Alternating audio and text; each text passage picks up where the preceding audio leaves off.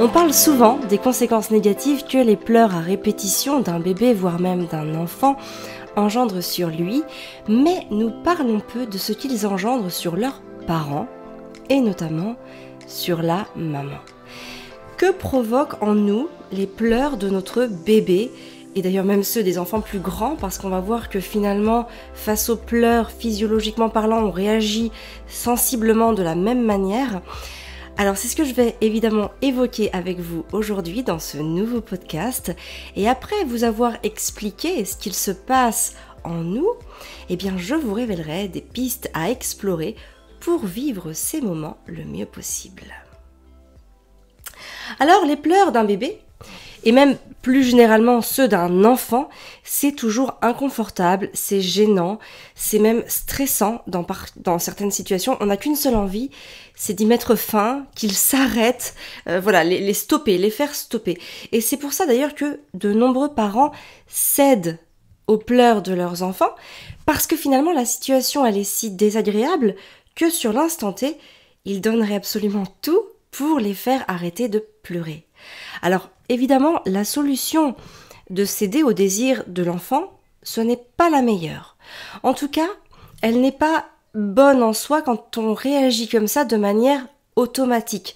C'est-à-dire que à chaque fois que notre enfant va pleurer pour quelque chose, pour obtenir quelque chose ou pour avoir quelque chose d'une manière plus générale, hop, on cède à son désir, on accomplit son besoin tout de suite, et donc voilà, on y répond dans la seconde même. Donc c'est pas une bonne solution, parce que déjà, ça va apprendre à votre enfant à pleurer pour avoir quelque chose. Donc déjà, c'est un entraînement, plus il va comprendre que s'il pleure, s'il chouine, s'il pigne, il peut avoir quelque chose, et ben il va continuer à le faire. C'est un réel entraînement. Et aussi, parce que de cette manière-là, le vrai problème, il n'est jamais résolu. En tout cas, il ne se résout pas de cette manière-là. Je vais y revenir bien évidemment plus tard. Cependant, je voudrais quand même mettre un point de vigilance parce qu'il y a toutefois une exception avec les enfants les plus petits. Jusqu'à ce que l'enfant puisse s'exprimer verbalement, de manière audible et compréhensible, chaque pleur de l'enfant doit être pris en compte. Pourquoi ? Tout simplement parce qu'un bébé qui pleure, cherche tout simplement à communiquer avec ses parents. Alors je sais que certains le pensent très fort, mais un bébé, un enfant même d'ailleurs, ne pleure jamais pour rien.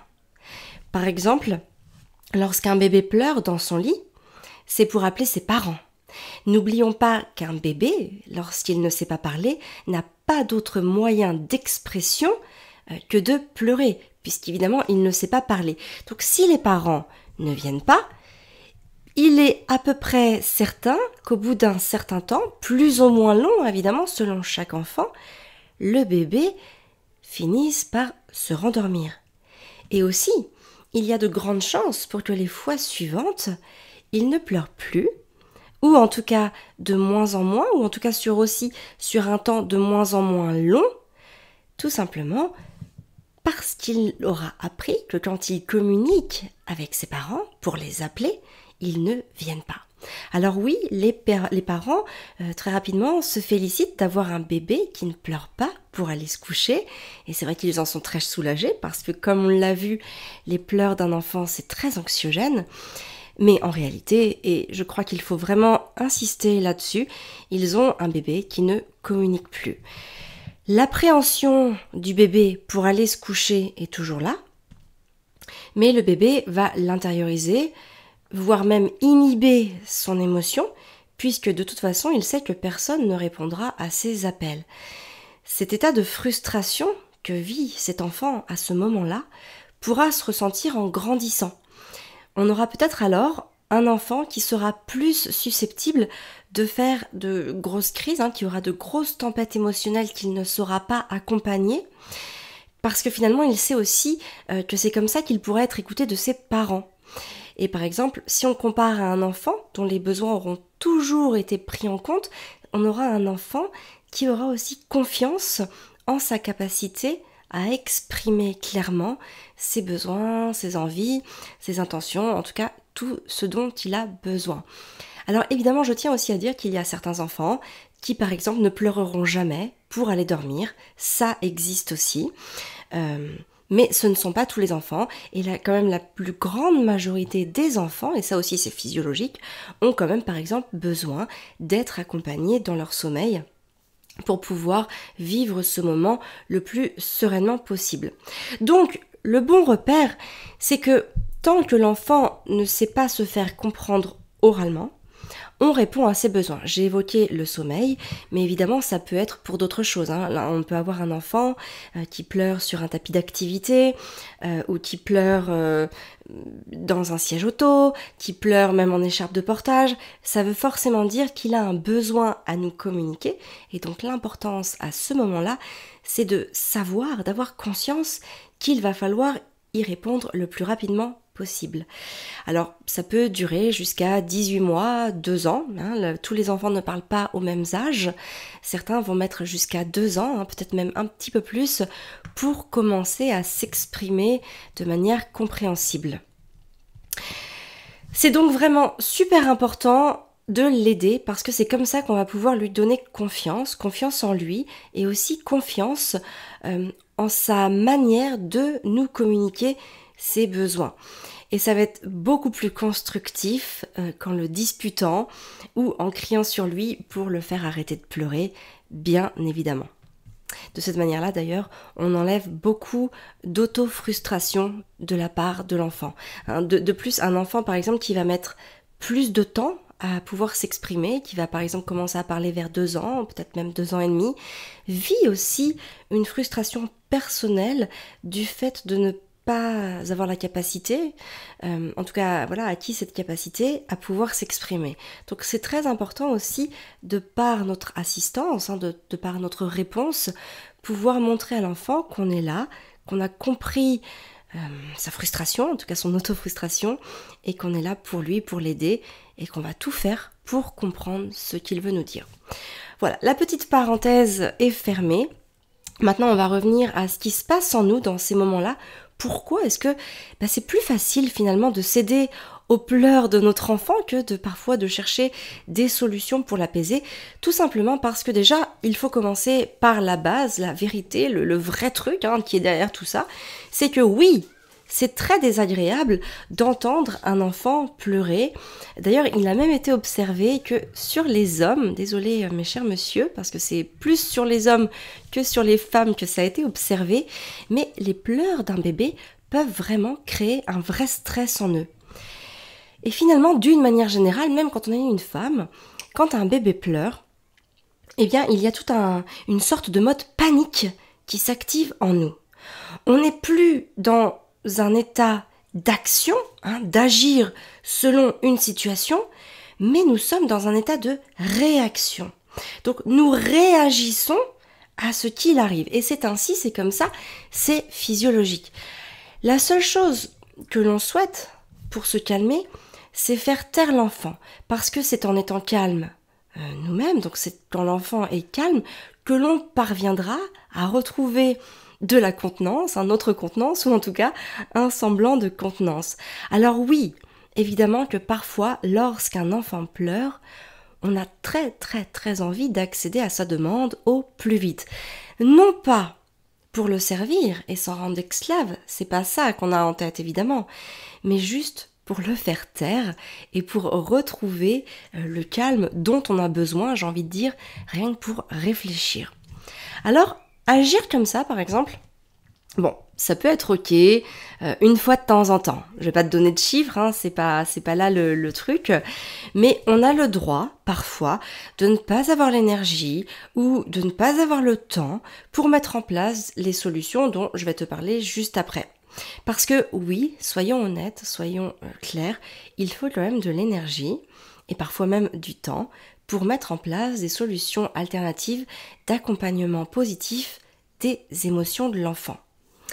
Par contre, il faut bien savoir que lorsqu'on agit toujours en mode panique, c'est-à-dire à vouloir faire taire l'enfant au plus vite, au lieu de trouver des solutions alternative et positive, eh bien en réalité, ici, comme je l'ai dit un petit peu plus haut, on entraîne vraiment l'enfant à s'exprimer par des pleurs en réparation de sa frustration ou en tout cas pour obtenir ce qu'il veut.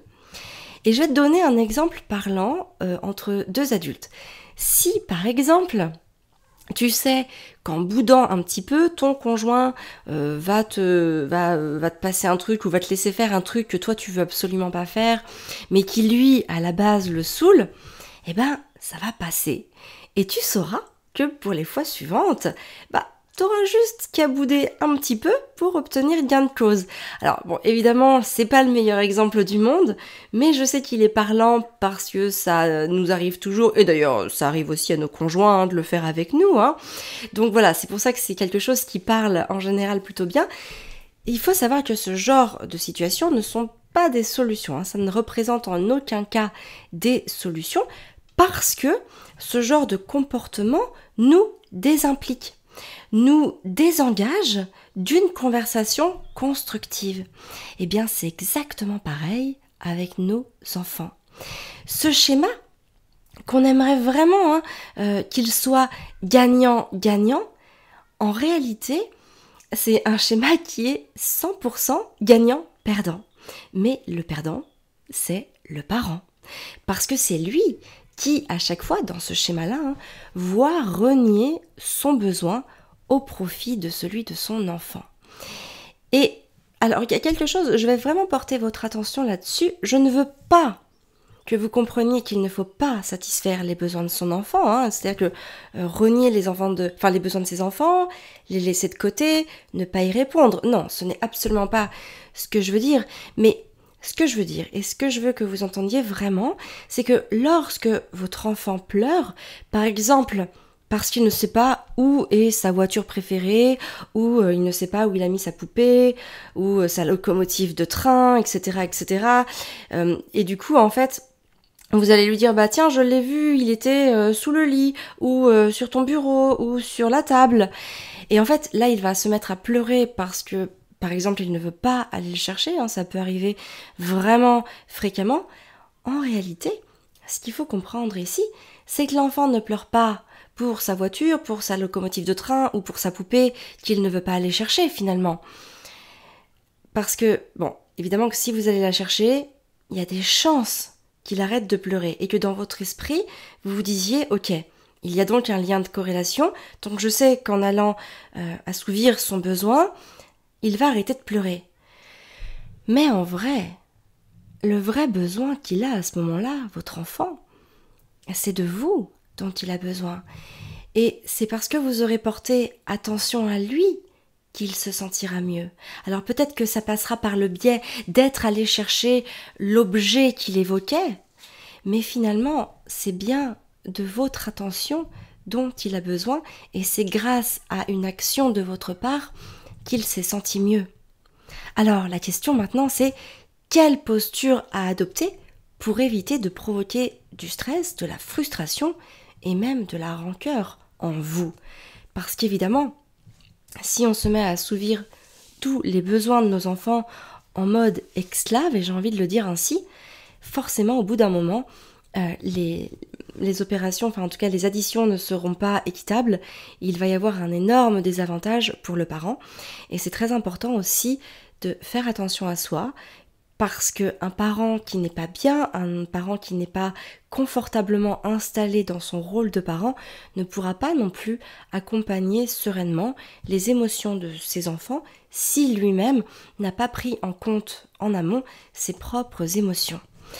Alors il faut vraiment commencer par bien identifier ce que l'on veut. Qu'est-ce que l'on veut dans les moments où notre enfant pleure ? Ce que l'on veut dans ces moments-là, c'est bien évidemment le retour au calme de notre enfant, le fait qu'il arrête de pleurer. Donc on est d'accord pour se dire que toute notre énergie doit aller vers ce but. Et plus on va s'énerver, plus on va nourrir le stress et ressentir pleinement la pression de la situation. Donc l'enfant qui pleure parce qu'il ne veut pas mettre ses chaussures, parce qu'il ne veut pas aller se coucher, parce qu'il veut absolument des baskets pyjamasques, parce qu'il s'ennuie, peu importe la raison, eh bien, très souvent, derrière tous ces comportements que l'adulte qualifierait de gênants, en tout cas compliqués à gérer à l'instant T, il y a avant tout le besoin d'être contenu qui est présent. L'enfant, dans ces moments-là, a avant tout besoin de notre aide et de tout notre soutien pour l'aider à aller mieux. Par exemple, je sais que moi ça m'est souvent arrivé, et je sais que ça arrive aussi à beaucoup de parents, parfois même pour en être tout simplement témoin, lorsqu'au supermarché, notre enfant se roule par terre, ou en tout cas d'une manière générale, même sans se rouler par terre, qui est le cas plutôt extrême, va commencer à pleurer assez bruyamment dans le chariot, ou même s'il est assis, enfin s'il est debout par terre, eh bien, il faut bien se rendre compte que quand on est dans le supermarché avec son enfant, on va être affairé à des choses, à faire les courses. Notre enfant va le ressentir. Il va sentir qu'on est très occupé et que finalement, notre attention ne se porte pas sur lui, mais en plus de ça, que l'on prête, plus ou moins consciemment, mais c'est souvent inconscient, beaucoup d'attention au regard des autres, au regard que les autres ont sur nous. Si notre enfant se roule par terre à la caisse, on va être très embêté, on va être très gêné, parce que le regard des autres autour de nous, dans ces moments-là, attendra quelque chose de notre part. Et forcément, dans ces moments-là, on a très envie que notre enfant se calme, revienne à un comportement qui soit acceptable pour tout le monde, en tout cas qui puisse respecter aussi chacun. Et dans ces moments-là, évidemment, comme on est sensible à ce regard, eh bien, on va hausser le ton sur notre enfant, plutôt que de donner l'impression de perdre la face. Parce que souvent, à ce moment-là, prendre son enfant dans les bras, ou l'écouter, se mettre à sa hauteur, se mettre à genoux ou accroupi dans le magasin pour l'écouter, eh bien, aux yeux des autres, c'est vraiment perdre la face. Et en réalité, dans ces moments-là, précisément, vous pourriez beaucoup plus facilement calmer votre enfant en le prenant dans vos bras et en vous reconnectant à lui, plutôt qu'en essayant de le soumettre à un comportement qu'il n'est pas du tout en capacité de produire à un instant T. Il est très très important de savoir que notre enfant n'a pas les ressources cognitives, ou en tout cas le développement de son cerveau n'est pas assez développé pour pouvoir revenir à un retour au calme tout seul, en toute autonomie. La seule manière dont il va pouvoir y arriver, c'est grâce à nous. Grâce à notre aide, grâce à notre soutien empathique, et je dirais même aussi compassionnel. Et en fait, dans ces moments-là, on doit vraiment tout faire pour aider notre enfant. C'est vraiment en le câlinant, en le contenant, en le rassurant que nous allons vraiment l'aider. Ça peut paraître absurde, peut-être que vous n'avez jamais entendu ça, ou peut-être que pour vous c'est tout à fait acquis, et dans ce cas-là c'est vraiment formidable pour vous et votre enfant. Mais pour ceux qui pensent que c'est absurde, il faut bien comprendre que plus on va aider l'enfant à accompagner positivement ses émotions, plus en fait il va pouvoir avoir, grâce à la confiance en lui qu'il aura, et aussi la confiance en lui va se former à travers la confiance que vous lui faites, et donc il saura comment faire pour s'apaiser et pour reprendre le dessus sur ses émotions quand il en sera physiologiquement capable. Et surtout, une chose est sûre, et c'est très important de le préciser, si vous voulez retrouver vous-même votre calme rapidement, la meilleure solution et la plus efficace, la plus rapide, la plus tout ce que vous voulez, c'est de commencer par aider votre enfant à retrouver le sien. Alors en conclusion de ce podcast, je voudrais vraiment que vous entendiez que la seule personne qui vous viendra toujours en aide la première, c'est vous-même. Mais aussi, je veux que vous entendiez ça, la seule personne qui vous mettra les plus gros bâtons dans les roues, c'est aussi vous-même.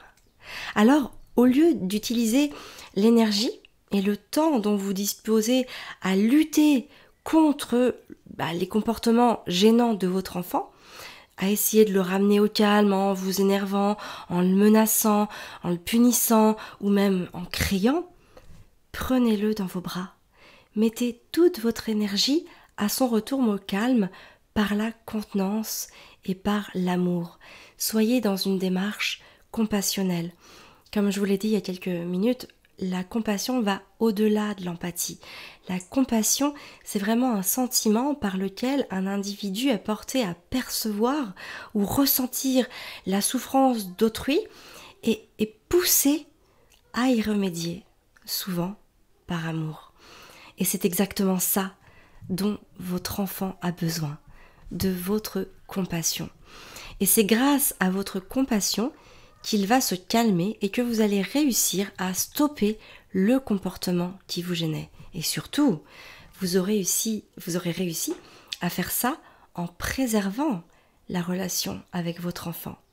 Et à ce moment-là, je peux vous assurer que vous serez fiers de vous, pleine de ce sentiment si important d'accomplissement et de « je suis capable de le faire ». Et c'est ça qui va venir vous galvaniser, vous remplir de confiance et asseoir aussi vos capacités quant à le refaire encore et encore. Ça ne se passera peut-être pas toujours comme ça. Parfois vous y arriverez, parfois vous n'y arriverez pas. Le but n'est pas de se juger, le but n'est pas de s'inscrire dans une performance. Le but aussi est de ne pas avoir peur des retours en arrière. Nous sommes dans un état de cheminement et c'est important aussi d'être indulgent et bienveillante envers soi-même, envers les efforts que l'on fait et envers les marches que l'on gravit. Donc gardez toujours confiance en vous.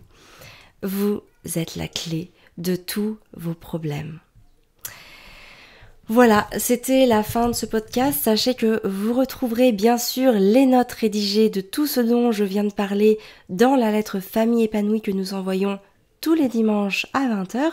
Dans cette lettre, vous retrouverez aussi un mantra pour inspirer positivement votre vie, ou en tout cas votre journée, et une recette de saison qui est saine et gourmande et surtout que vous pourrez préparer en quelques minutes seulement. Donc pour recevoir la lettre Famille épanouie, c'est très simple, le lien c'est www.famille-épanouie.fr/lettre. Moi je vous donne rendez-vous jeudi prochain pour un nouveau podcast. Merci pour votre confiance. Sachez que je crois en vous. Vous êtes capable de vous emmener là où vous voulez aller. Je vous souhaite une très belle journée. Prenez soin de vous et de vos enfants.